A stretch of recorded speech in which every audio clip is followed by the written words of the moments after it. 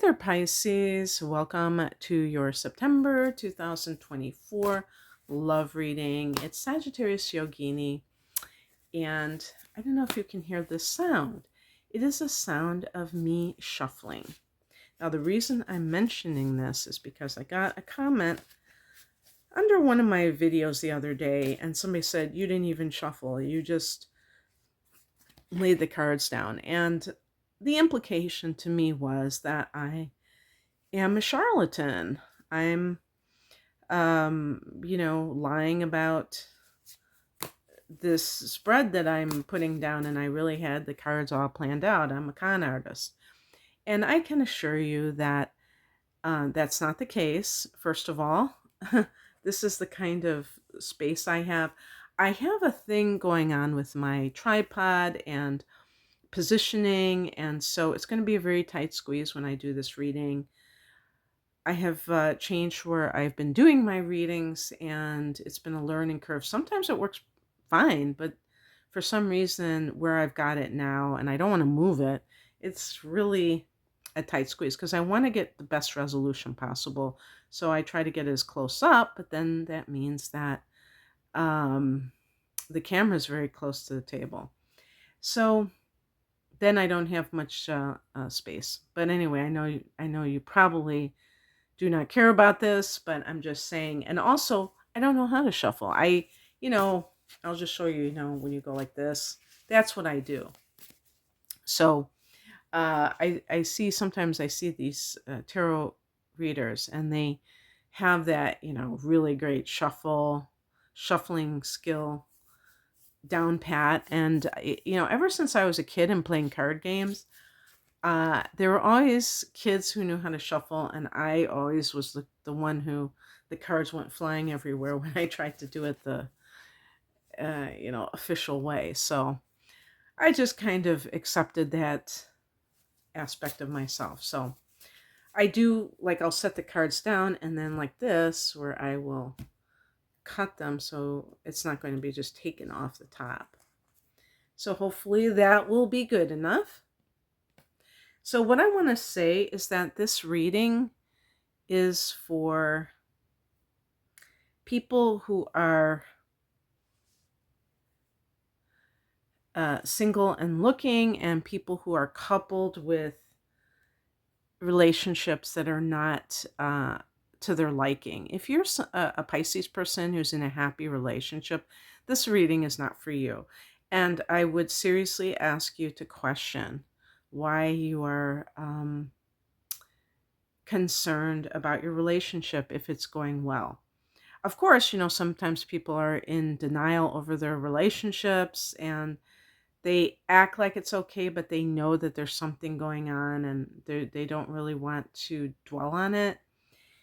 So that's a different story. But if you really are happy in your relationship, think about whether you are waiting for the other shoe to drop, which happens when people maybe have come from trauma. And I think a lot of Pisces people have dealt with their emotions being torn apart, not because you have received more trauma, although, for certain reasons, Pisces is the last sign. It's the house of 12th house is karmic past. There might be some of that, but I also think it's because you feel things more acutely than, let's say, the average Aries person, or even a Capricorn person, or something like that. So the bottom line is that you want to embrace the good. You don't want to feel like the good is threatening, and oh my gosh, something bad is definitely going to happen because things are going too well right now, to kind of protect yourself. But anyway, so I'm oh, and one more thing. I'm doing this reading over again. I didn't get very far, but I do different types of spreads, and I didn't know what this card was. I hadn't when I set it down, so I have to be very intentional when I do these readings, that I'm actually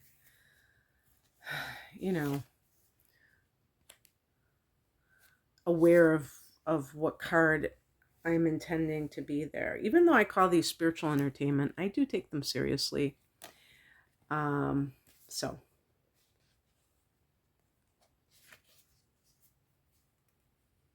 you actually got a good reading.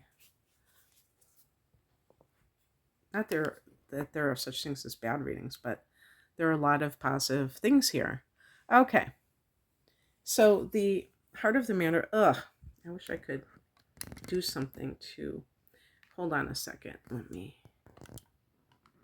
pull back or something so that I can at least have some leeway here. I'm sorry.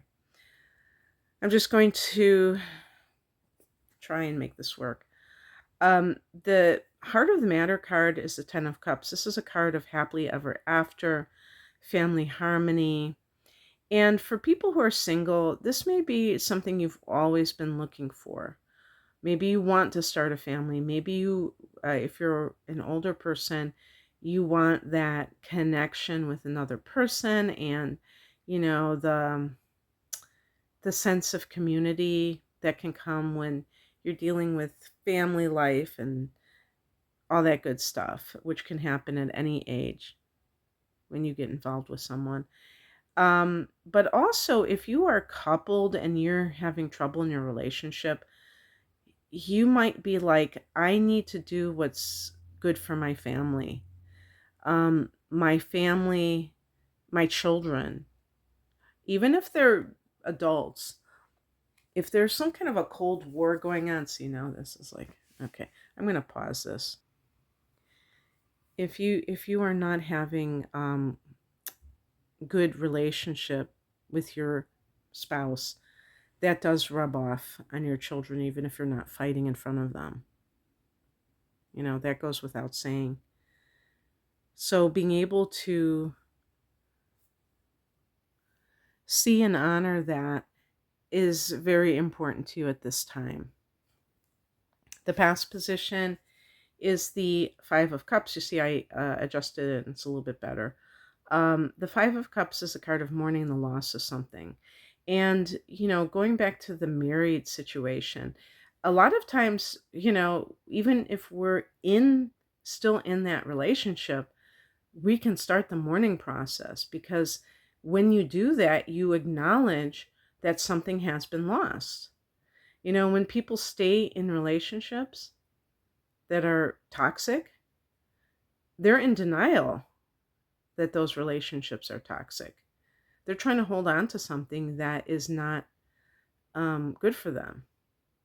So being able to acknowledge that something is not working, not right, is so important for your own well-being. And that will help you to move on and to take those necessary steps, if you feel called to do so. Also, another thing to point out here is that if you're single and you're like, I don't know, why can't I find anyone? It could be that you haven't really integrated or mourned the loss of a prior relationship that hit you hard. And in some cases, you may have even initiated. It's not like somebody walked out on you all the time. It doesn't have to be that way.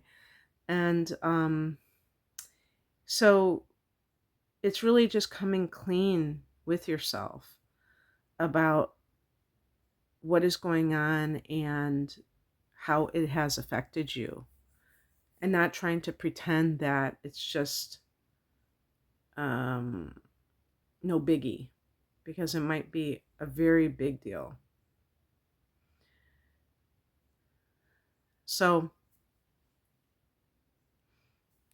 and I do feel like energetically, it can affect the chances of you meeting someone. Also, if you've actually physically lost someone, if you're a widow or widower, um, uh, you do have to make sure that you are, that you've given it enough time, not to rush it, obviously.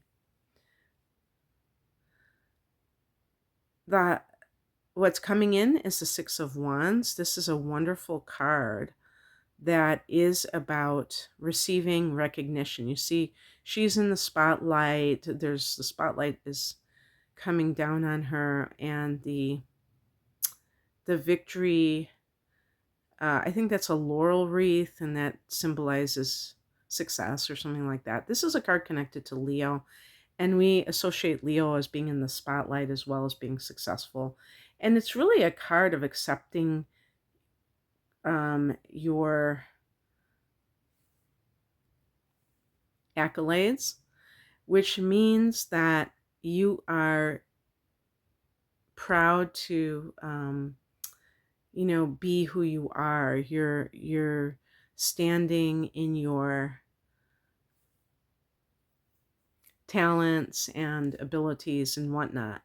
And how I interpret this for love is meeting somebody who sees the best in you. You know how sometimes we have these relationships, it can run the gamut. It could be a parent, it could be a boss who just sees the worst, who always notices our faults. And they could be true faults, but when somebody's commenting always on what your weaknesses are, and they're not like pointing out your strengths, that's kind of a toxic relationship. So you might meet like a literal Leo person. That's a possibility. But I think also it's about accepting that, because you may meet the greatest person in the world, but if you have low self-esteem and somebody praising you makes you uncomfortable because you hardly have ever received it, then there's a good chance that you're going to turn that person away. Either just literally say, I don't trust you, or you're going to do something to sabotage that relationship because you just don't trust that you have good qualities. I think this happens quite a bit in various ways. And so be sure, if this comes true, that you really see that, a person who gives you praise as someone who is worth paying attention to, not somebody that you reject. Now, of course, we know that there are people who just really praise people and they are not, good. They're bad news. So I'm not saying that everyone who praises another person is on the up and up. So the bottom line is that if they seem genuine, then that means that they're not trying to be something that they're not. They're just pointing out qualities. They're not asking anything from you. They're just telling you these things. That could be a good way to discern whether or not they're sincere. But at least having that openness. Now, if you're coupled, you may meet someone, and this may already be something that you have been contending with. Someone who interacts with you in a very positive way, is complimentary. Again, if it's going overboard, then perhaps it is fake. But if it comes across as genuine, then that person is looking at you in a different way than your own spouse is. So you may realize, wow, there actually is another way in life. It doesn't have to be this constant unhappiness, this constant feeling of I'm with somebody who doesn't get me.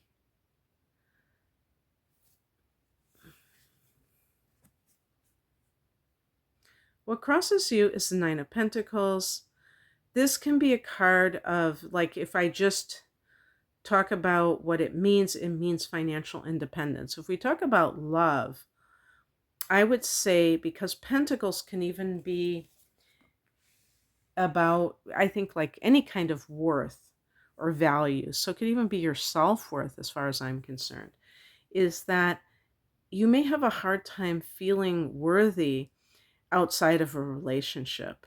So that can cause problems because you may be you may have a tendency to be a serial monogamist where you go from one relationship to the next.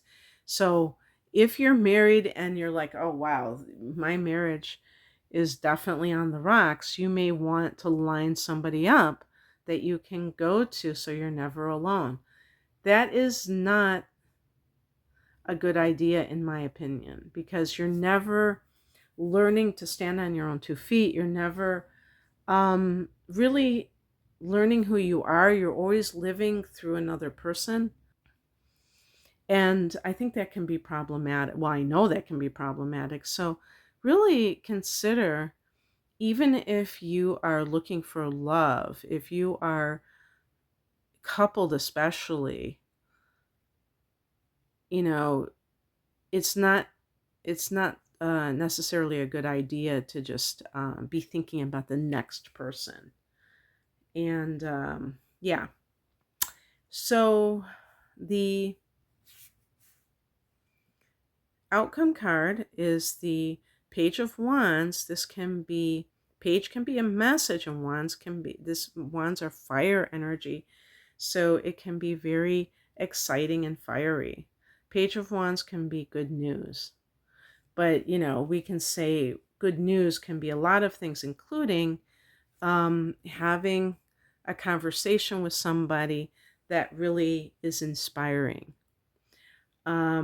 Again, we're looking at it specifically with love. So if there is someone that you are interested in, and even if you're coupled, this could be the case. You're interested in this person, but you're not going to cheat or anything like that, but you're having conversations with somebody who's building you up, who is making you feel that you do have good things about you, whereas you might not have really believed that about yourself. If you're single, this may be somebody that you have wanted to talk to.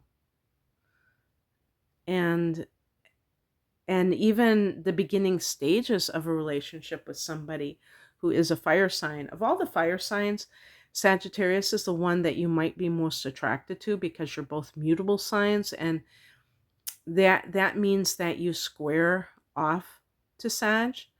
And the square is a hard angle, which is can create friction. So it's definitely something that is not necessarily very easy. But on the plus side, it can create physical attraction, and that can draw the two people together, probably like a magnet, to be honest with you. So it really is ending in a good way, and there's a lot of joy with the wands, a lot of enthusiasm. So that's what I have for you, Pisces. I hope that this resonated. If you would like a private reading, please visit me at rainamoonastrology.com, RAINA, moonastrology.com. Take care. Bye.